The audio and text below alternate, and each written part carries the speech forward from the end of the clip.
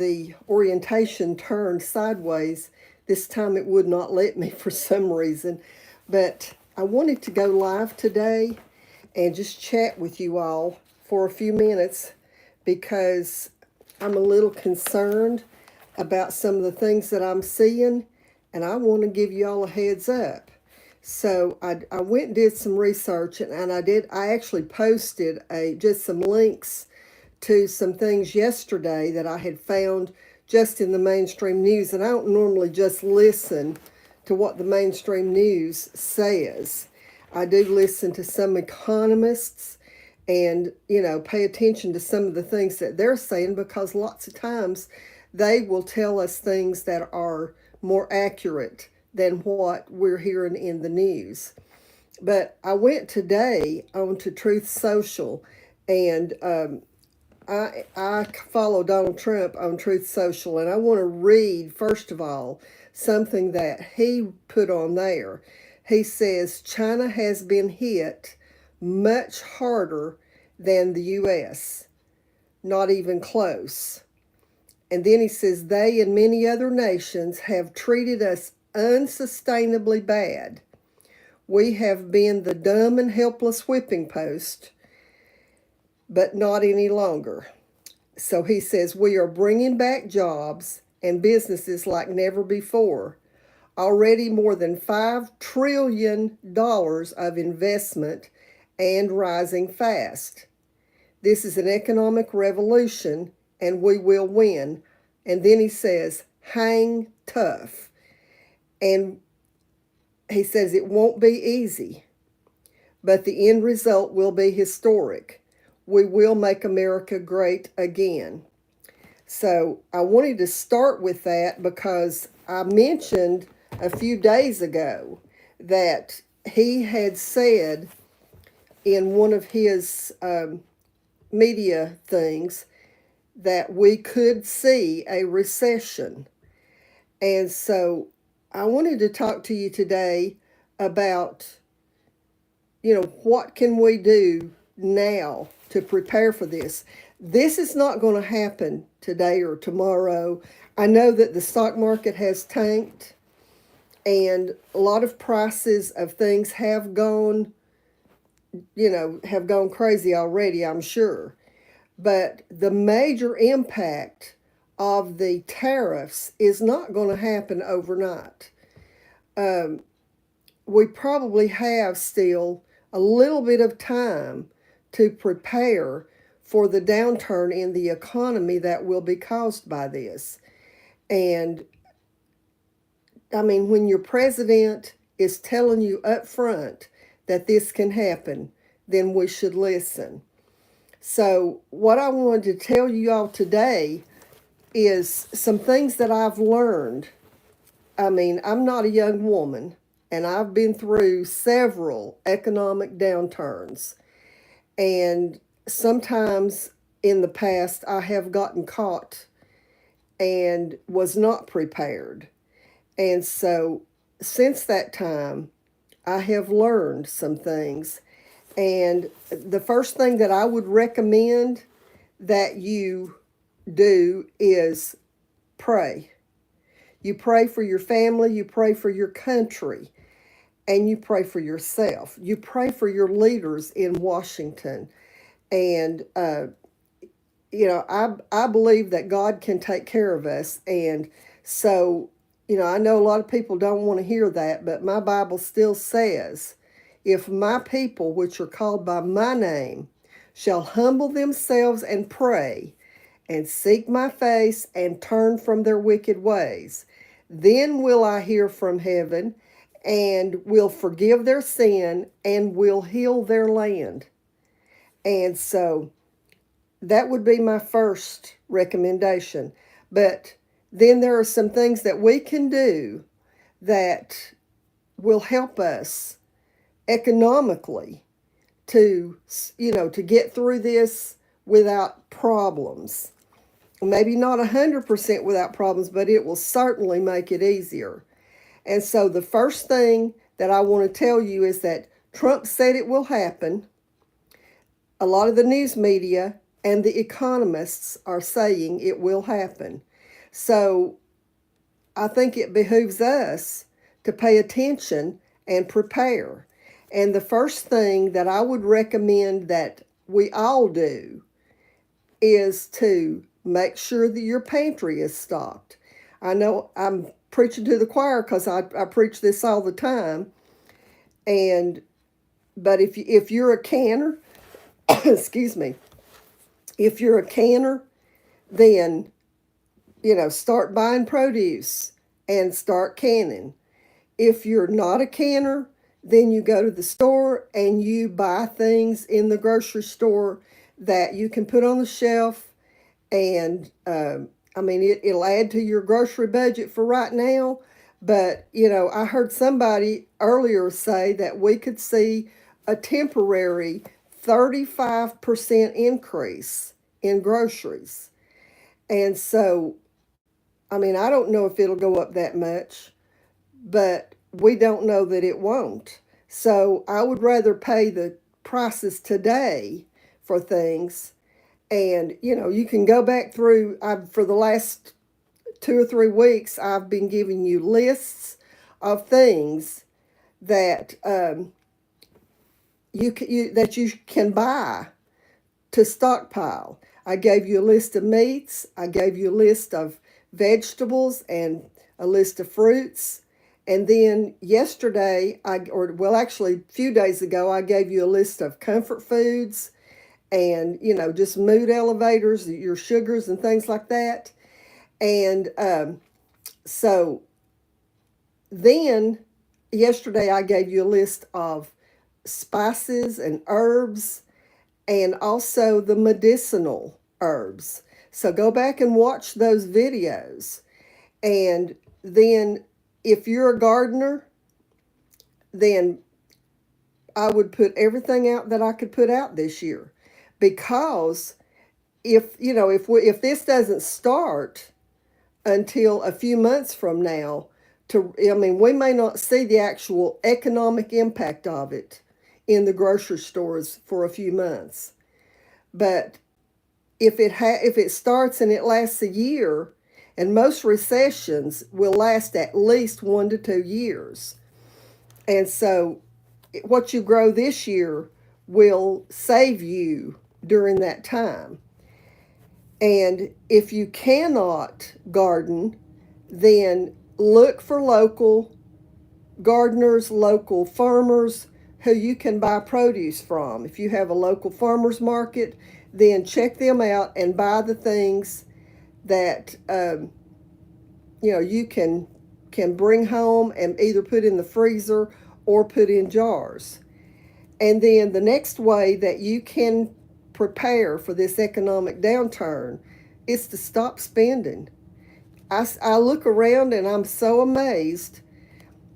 Not so much right now, but over the last 4 years, I have seen so many people with the economy being in the shape that it was in, and they run off to the beach or run off on vacation, and they're putting thousands of dollars on the credit cards.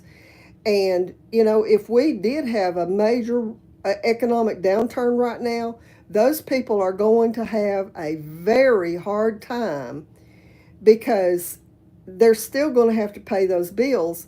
And in an economic downturn, it's when the interest rates on those credit cards are going to go sky high.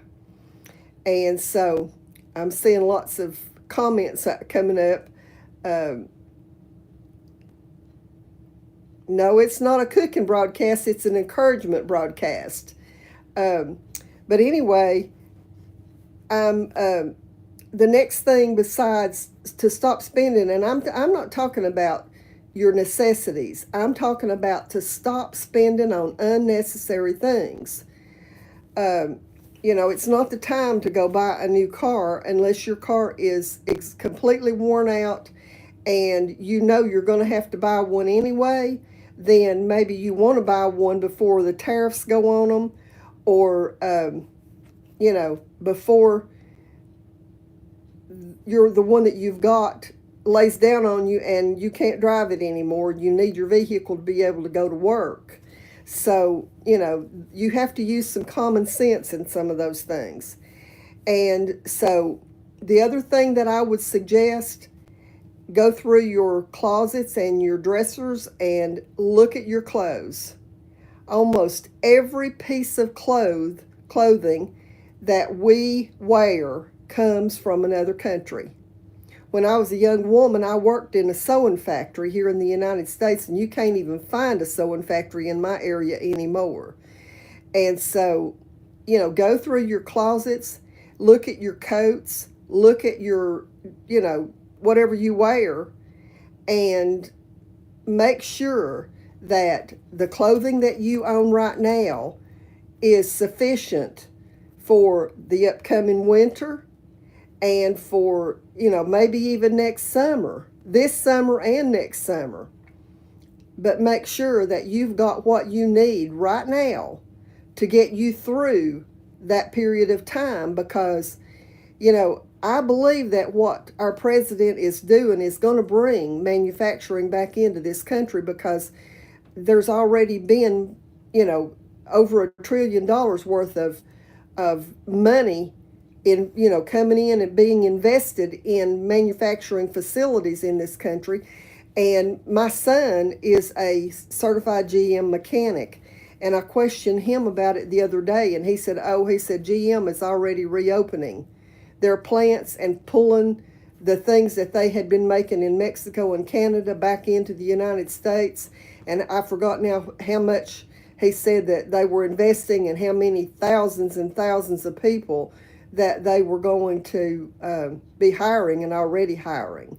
So I know it's going to happen, but you can't build a factory overnight. And fortunately for some of our automakers here, Ford and GM, some of those places, they still have some of the buildings that they had factories in before, and will be able to reopen them a little quicker. But these people like Apple, that is planning to build, I think it was $500 billion they're going to invest to build a factory here in the United States. That's not going to happen overnight. So I think that what he's doing will bring some manufacturing back into this country, but it will not happen overnight.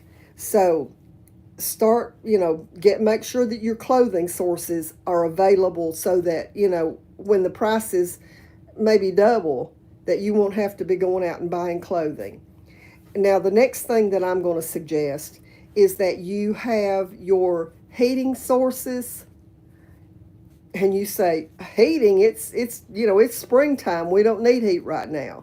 But right now is the time to prepare for next winter, so that your heating will be taken care of. I mean, I have electric heat in my house, but you can see right here behind me, I also have a gas heater, and there's another one in the back side of my house, and I already have my heating fuel bought, so that next winter I would not have to buy one thing to be able to survive the winter. If electricity goes crazy, then I'll switch over to my propane. And our electric grid is so ancient. And, between the electric companies and our government, they are blaming each other for the shape that our electric grid is in. But I have done a lot of research on this. As a matter of fact, I personally know somebody that works at one of the nuclear facilities. And he said that if our grid were to ever go down, that most of the people, the original men that knew how to bring the grid back up, that the new people don't even have a clue how to bring it back up. They can bring back bits and pieces, but when you bring up the whole grid, you have to start at a certain point and bring it up step by step, and most of the new people don't even have a clue how to do that.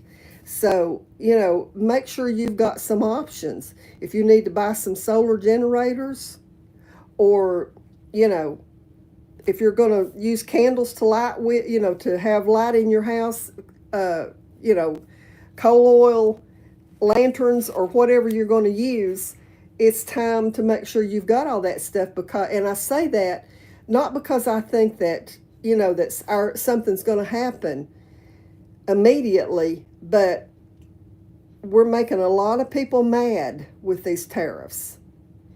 And, if an EMP happens, they shoot some kind of a nuclear missile into the sky and let it go off over this country, it's going to destroy our power grid. So, prepare for those things. It might not happen, but what if it does?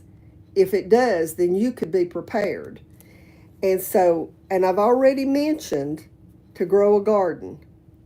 I know not everybody can grow a garden. I'm having a hard time with mine this year because I have some physical issues that sort of come with age. And I'm having some physical issues, and I'm not sure if I'm going to be able to do much in the garden this year, but I've made contact and developed relationships with a lot of farmers in the area. During COVID, I have, when I first started my canning page on Facebook, which is no longer there, excuse me, I got in touch with a lot of farmers in neighboring counties and in my own area. And so when they would get things in, or have things available, they would call me and say, do you need this? They knew I was doing canning videos. And they would contact me and say, I've got this or I've got that, and let me know what was available. So make those contacts. If you have a farmer's market, talk to those people and, get to know them, because you never know when you're going to need to know, to buy things. I actually have a couple of farmers, one in particular that grows organic, and he's by himself. He's an older man, several years older than me, and he grows a lot of different produce, and he would call me and say, can you can this for me? And so he would provide me with with the produce, and I would can all of it, and he would let me keep half of it. So, that's another option. It's free food. It takes me some time, but I'm going to be doing it anyway. And I was teaching people how to can, and so it just gave me free produce. And I still am planning. I've got some things, some perennials, like I've got some herbs that are perennials already, and I've got strawberries in my well, they're not in the garden, they're at the greenhouse. But I have got a lot of things in buckets, and I do plan to do a few things like that. And then my grandson is very interested in gardening, and he already has some tomatoes and peppers in the garden. So he'll help me with some of it, I'm sure.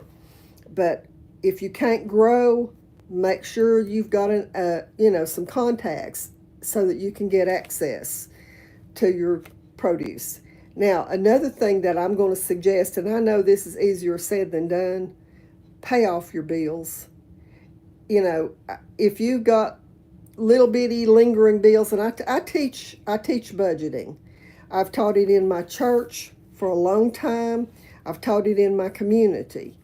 And if you've got little credit card bills that, a couple hundred here and a couple hundred there, and you're making minimum payments on them, you're not helping yourself any.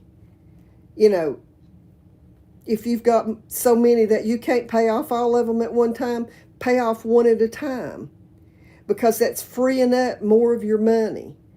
And that would free up extra money so that you don't have to put groceries and things like that on a credit card.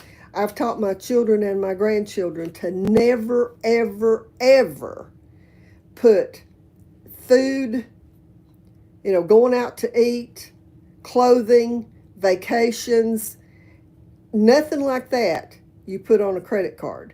The only time I would ever suggest anybody put anything on a credit card like that, and then it would be going to the grocery store, is if you had nothing in your house to eat and you had children to feed. Then I'd say go get the bare minimum on a credit card. But that is so wrong to put that kind of stuff on a credit card. So, like I said, I'm not young anymore, and I've done a lot of stuff through the years, and I've learned the hard way on some things, and it's best to when you learn this stuff to tell somebody else. So, and then one of the last things, uh, get yourself in better shape, because you know right now you might be able to hire out to have your yard mowed. Like I said, I may be trying to buy some of my produce this year from somebody else, but if it gets to the point where I can't buy it, then I have no choice but to grow it. And so, I'm going to try to spend more time walking and spend some time improving my mobility a little bit. And I still get around pretty good. I still stay pretty active. But and then the last thing that I'm going to suggest is learn a new skill. And I say that because just like what I was just saying about the mowing, you may hire somebody to come and do it right now, but and this is especially for you women, excuse me. Maybe right now your husband mows the yard, but what if you didn't have your husband? What if your husband got sick and could not do it, and you could not afford to pay somebody else to do it for you? And so make sure you know how to use that lawnmower. You know, make sure you know how to use a sewing machine and sew up a rip in your shirt or your clothes, your pair of pants or whatever. Uh, what if you need to make new clothes? And I don't think they teach this stuff in school for these young kids anymore. And I've thought off and on about trying to teach some sewing classes. And that's something I may add to this channel at some point. But right now I feel like the food side of it is more important. So make sure that you know how to can food. Make sure that you know how to sew. Make sure you know how to do some maintenance. Maybe change the oil in your car. Change a flat tire. Maybe you want to learn how to go hunting. If you're in an area where there's livestock or not livestock but game that you could go and hunt for food. Learn a new skill. Foraging is a wonderful skill to have. And so carpentry would be another one. What if, something in your house, piece of furniture gets broken? If you know how to do carpentry, you could repair that. So anyway, I know this has kind of been long and drawn out today, but I just want to encourage you all to keep stocking up on your stuff, learn how to can, and, my canning projects are about to get into full swing. I went through my pantry today and dug out all the beans that I need for canning my taco soup. And probably first of the week, I will start on some of that. And then I've got some chicken soup.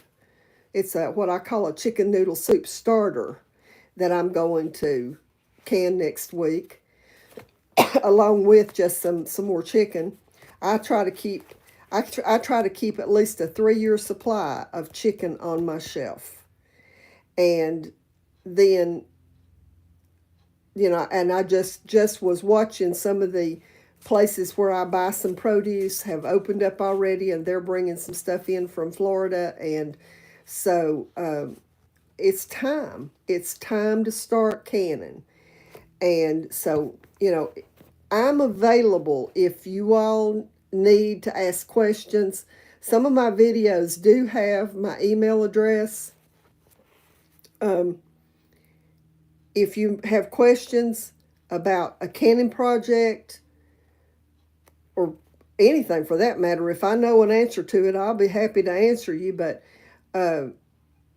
email me, message me through, through YouTube. If you're on Facebook, you can message me through Messenger. And I check those things regularly.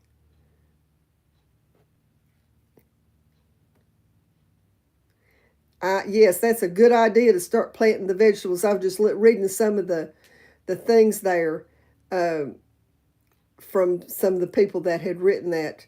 I appreciate that you all have subscribed to my channel. And, I try to watch what's going on in the news, but I use a lot of alternative medias because the mainstream is not going to tell you the truth about what's going on. I saw, and I actually posted the comments today from another channel that I watch, Appalachian Homestead. Patara and I are friends, and she had 3 comments on one of her videos that were verbatim. I mean, word for word, the whole thing, but 3 different people that posted it. And all it is bots. And the mainstream media does exactly the same thing. They've got a script that they read from, and, it's because they're all owned by the same corporations, and they're just repeating the same thing.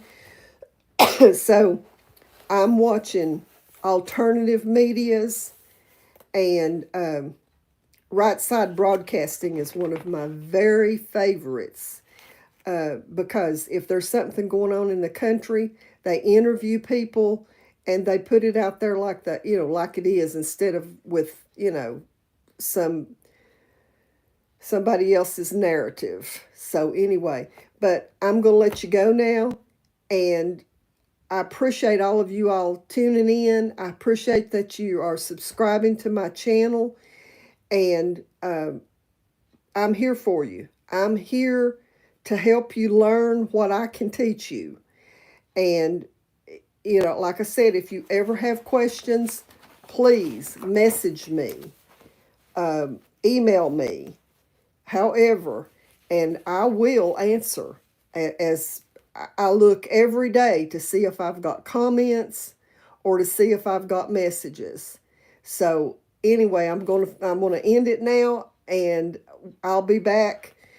Probably not tomorrow. I don't do too many things on Sunday unless I schedule them ahead of time, because my husband pastors a church, and I'm the pianist in the church. And so Sundays are very, very busy for us. And so, but come Monday, I will have another project on the back burner, and we'll be doing a video again. So until next time, God bless you all.